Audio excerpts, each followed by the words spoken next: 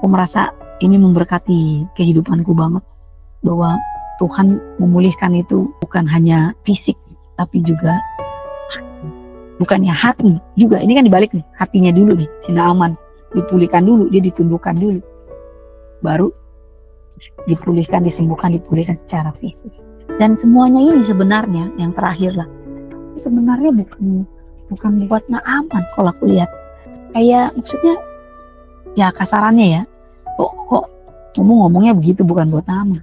Karena message-nya jelas sekali. Kalau ayat 8 itu tuh si Elisa tuh bilangnya, karena ia datang kepadaku supaya ia tahu bahwa ada seorang nabi di Israel. Dia ingin bangsa Aram tahu bahwa ada Tuhan di bangsa Israel, supaya si Naaman ini bisa mengenal Allahnya bangsa Israel. Kalau saya tulis di sini, demonstrasi kuasa kemuliaan Allah. Jadi message-nya itu sebenarnya bukan si Naaman, tapi poinnya adalah Tuhan ingin mempertunjukkan kuasanya, kemuliaannya. Saya terkagum juga gitu ya. Dan yang terakhir adalah sebuah pengakuan.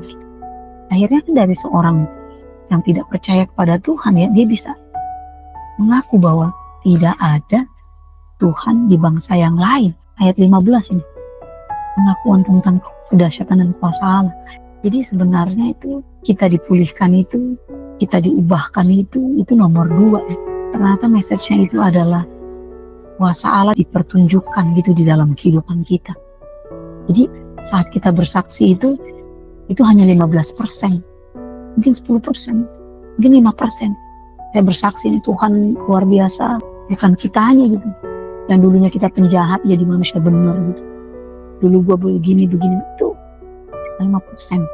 Sebenarnya harus kita lakukan, yang kita harus ngomongin adalah Allah itu luar biasa dahsyat gitu. Perkataannya itu berkuasa. Itu yang harus kita dengung-dengungkan gitu. Apa nggak tahu ya, ini hikmat baru lagi atau bagaimana, tapi menurut saya adalah pemulihan kita itu nomor 2. Tapi kehendaknya ya, kedaulatannya itu harus nomor 1. Itu yang aku lihat. Mungkin hanya cuma di hati kita yang diubahkan, tapi enggak penyakit kita. Itu enggak masalah. Kalau saya lihat kayaknya itu enggak masalah.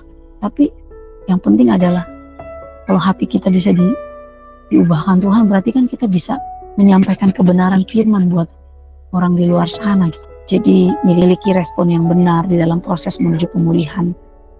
Milikilah kerendahan hati, milikilah ketaatan. Kapan Tuhan memulihkan secara keseluruhan, itu waktunya Tuhan. Karena ini semua tentang Dia, bukan tentang kita.